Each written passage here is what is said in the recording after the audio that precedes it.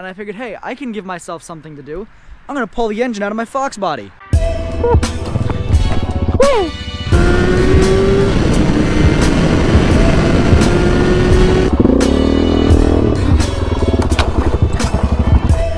Damn it.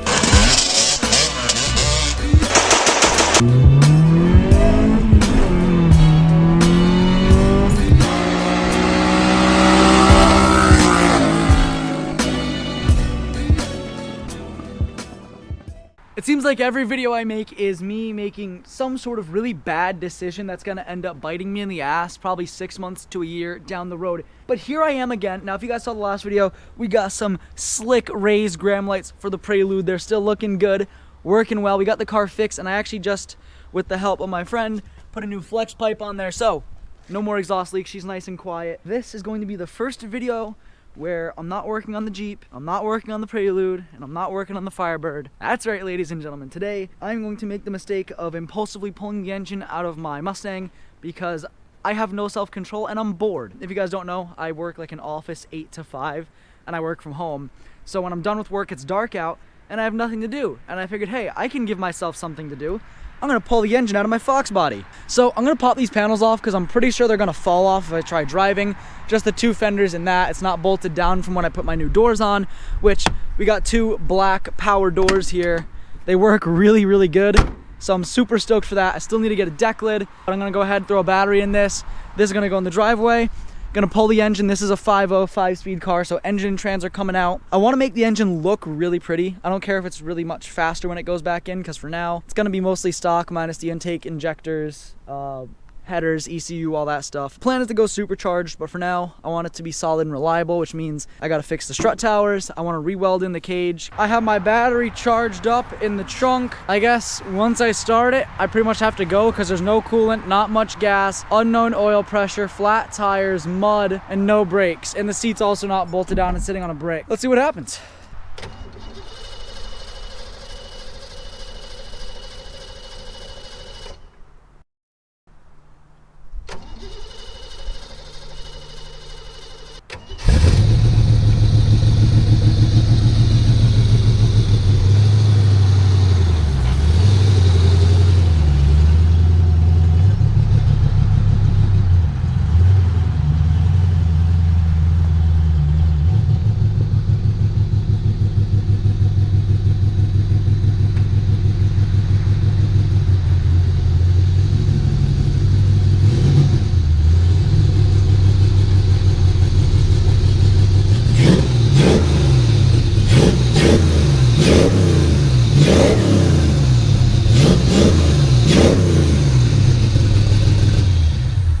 No brakes, no problem. The Foxbody is in the driveway and it sounded pretty good. Of course, I had to give it a few revs. Let me go ahead, let me pop this hood open and show you what we're working with. All right, so here's that beautiful 5-liter fuel injected V8. Got the BBK cold air, and the real reason that I'm pulling this out, like every other Foxbody in the world, we have a little bit of rot down here on the strut towers. You can see it down there as well, and that can't easily be fixed without pulling the engine. I'm not scared about pulling engines. I've done it plenty of times before, so I'm gonna do it again. There's also some front motor accessories that are wonky. Everything in this engine bay was very poorly put together. So we have our first surprise performance part that I didn't know we had. I pulled the plugs out on that side. Besides being junk and gross, they actually fire consistently, so that's cool. I went to take off the BBK cold air to go ahead and get to these plugs a bit easier. And we also have a BBK throttle body. Well, I just compression tested the last cylinder. And she's healthy. She's running about 150, 155 across the board. These engines are known, from what I've seen online, anywhere from 140 to 170. So I'm taking that as a very good sign. Seems healthy enough. Sorry for the loud noise. The coolant that came out is not green, it's brown. It is rust water. I didn't think there was as much water in here as there was. I'm just opening this car out so it can air out a little bit. There's a lot more water in the system than I thought. When I opened this up, there wasn't much, so I didn't pull the drain plug. I pulled the hose with the pan and it shot out everywhere. It's all over my hoodie. There was some coolant, but it's mostly that brown water you're seeing there. So good thing we're pulling the motor. I'm gonna try to flush it and clean it as much as possible. So it's getting pretty dark out here. The transmission is fully unbolted. I still have some loose bolts I gotta take off. Radiator's out, motor mounts are completely off. Both headers are off. I'm pulling off the throttle body now. Got a chain wrapped around the power steering pump and gonna go through the exhaust on the backside. Starter's loose, O2's unplugged. Not much left to go. I know it's really dark and that's why I haven't been filming. I got the heater going.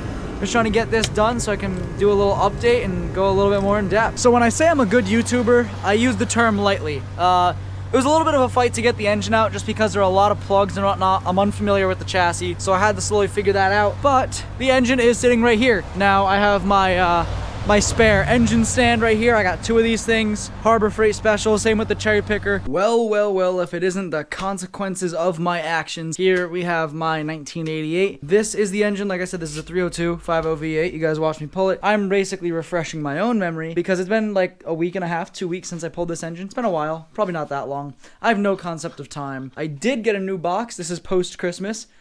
So we got the new rolling cart here so I can actually move that in and out and bring it outside and have tools on it, which is awesome. I don't really have all that much stuff in it at the moment. And then of course we have this box, nice Craftsman with the soft closed drawers, so no matter how angry I am, the drawers close nice and soft. So we got those 2 boxes set up here. I'm gonna go ahead, I'm gonna take all the front accessories off because all of these have to be cleaned up, painted, polished, whatever. The block's got to get painted.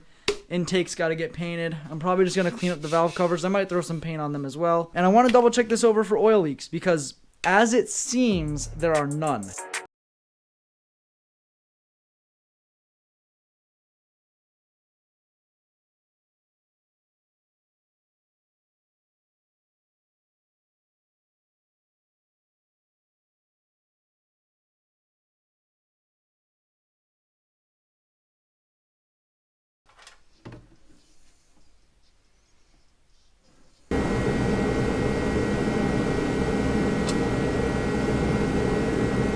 So I did a little bit of off-camera mining, got the water pump piece off, all of the accessories and whatnot, so those are all sitting over here. Got tensioners, pulleys, all that other junk, power steering, alternator. Alternator looks nice and new, which I didn't even notice. Intake manifold's off. Fun fact, there's 2 bolts underneath that cover. You learn something new every day. So now, I'm going to try to blow out all of that junk, all that dirt. Got the intake taped up, so I'm going to go ahead. This is probably close to as torn down as this motor is going to get. Might pop the valve covers off if I can save up and get a nice set of valve covers.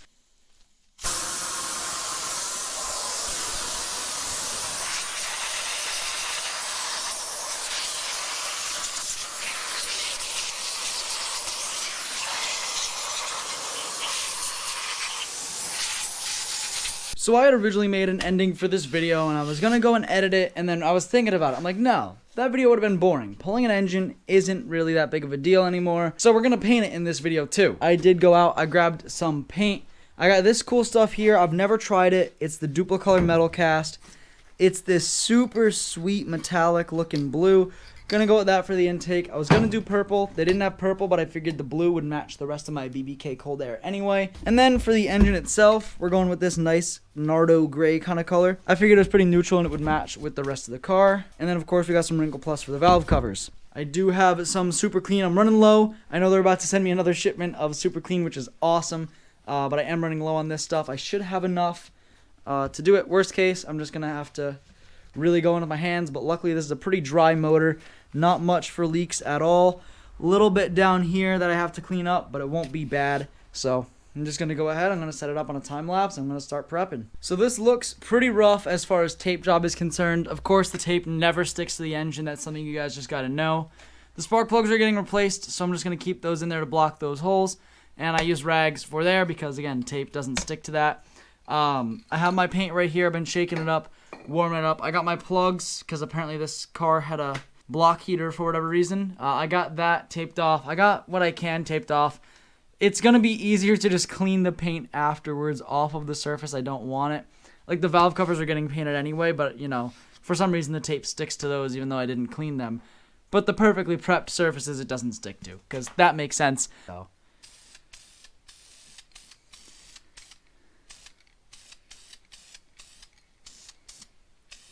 Trying to go for a relatively light coat on this first one. Nothing too thick. Just trying to get something so that the next coats have something to adhere to. And I'm hoping this doesn't bubble or do anything weird. Usually this engine enamel's pretty good at sticking to mildly not perfectly prepped surfaces. But I did spend some good time prepping this, so hopefully we have some good results. Well, it's the next day. I did a little painting off camera. Did a little painting while I was at work today on my break.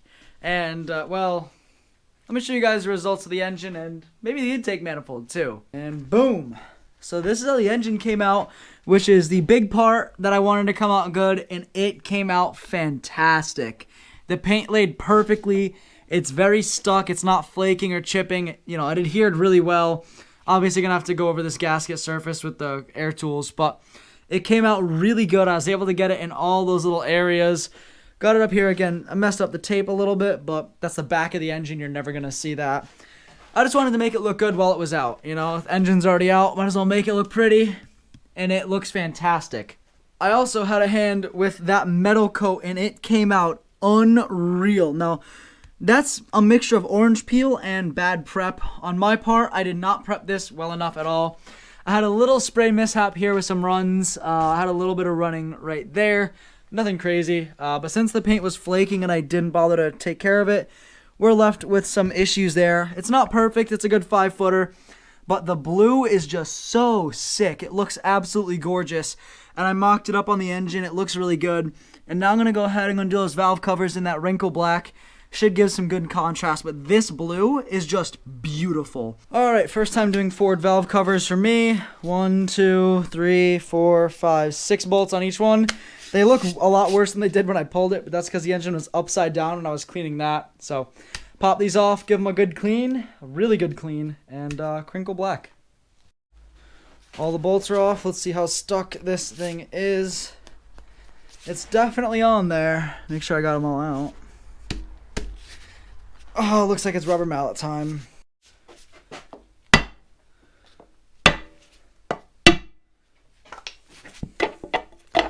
Moment of truth. Looks bone stuck to me. Looks healthy too, actually. I don't see initially anything too bad. Gonna get some light on this and look into it a bit further because this head might actually be rebuilt. So sure enough, I popped the other valve cover off and we see more of these somewhat purple springs with these anodized red retaining clips up top. I don't see those same red clips there. I'm not sure if this is aftermarket or not. I honestly don't know. Those red marks make me think no, and maybe this is actually built by a head shop, but I'm not sure how to tell if it's aftermarket or not. I honestly have no idea. I posted it over in the Mustang subreddit, so maybe I'll get some answers there. It doesn't look too modified. It might just be springs. The previous owner said it may be cammed, but I honestly thought it was just a vacuum leak. But it's possible that if it was cammed, someone also threw some springs and retainers in there, so I'm not too sure myself, but I'd be stoked if those are some nice heavy springs. But that's not what I'm focused on. Focus on painting this and making these look good. So gotta get the SuperClean out, prep these things up, and find somewhere to paint them. Probably gonna be on that quarter bow box down there. So let's make them look good. Well, I did a lot of work off camera. The block's painted. I poured 15 in the oil pan. The water pump's painted. The thermostat's painted. Got new valve cover gaskets. The valve covers are painted. Gonna get replaced soon though. I have some ideas for what I want to get, but for now, just want to get the engine back in the car. I also looked at the rot on the car. A little worse than I thought. Not gonna be fun, but we'll get it done. So new valve cover gaskets, water pump gasket, thermostat gasket. Forgot to grab an intake gasket, and I don't want the intake on the engine when I go to put it back in, just so I don't scratch it. So the intake is just sitting up here for mock-up purposes. But this is the end of the video. Let me show you guys the final results. This was with maybe $100 worth of parts. You guys can look at the before and after yourself, but got a pretty crazy difference. And here she is. We got the wrinkle black valve covers. The paint looked better, and then I forgot to prep the gasket surface, so I went to prep the gasket surface and messed up the paint. We won't talk about that. This paint came out amazing. Again, if I had prepped a little better and sandblasted the intake, would have come out really good, but the paint color is just unreal. It looks so good for rattle can paint. Got the water pump painted. I just installed that right now. Thermostat painted. Got the block paint, which again looks really good. I gotta clean it up. I got some oil dripping down it from when I did the valve covers. Still have to grab new spark plugs. Gotta put the motor mounts back on and all the accessories, of course. But that's for another time. That's not going to be in a video because I got to figure all of this out. It was wrong before and I want to make sure it's right now. I do have to figure out what I'm going to do with this because that's a heater hose for the heater core. And well, this car doesn't have heat and that was leaking horribly before. So I got to figure that out. Not too big of a deal. And of course I pour 15 the oil pan. Nice and rust proof now. You can hear the lack of oil in there. But this is it. Let me go ahead and get some cinematics.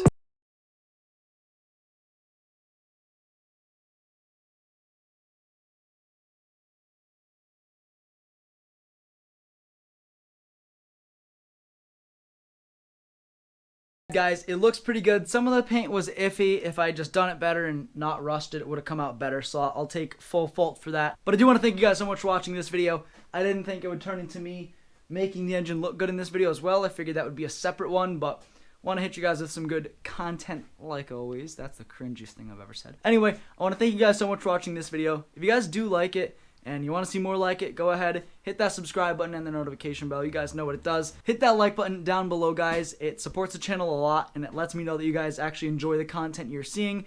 Go ahead and comment down below why I pulled this engine out, because I'm still not sure. But like I said, thank you guys so much for watching, and I'll see you in the next one. I gotta put this thing back in. Told my brothers one day we gon' make it. We just gotta grind for that paycheck. Mama told me one day I'll be famous. Remember when she used to say she hate this? Back then they would laugh when I say shit. Now I'm inside all them people's playlists. So one day I'll be stomping.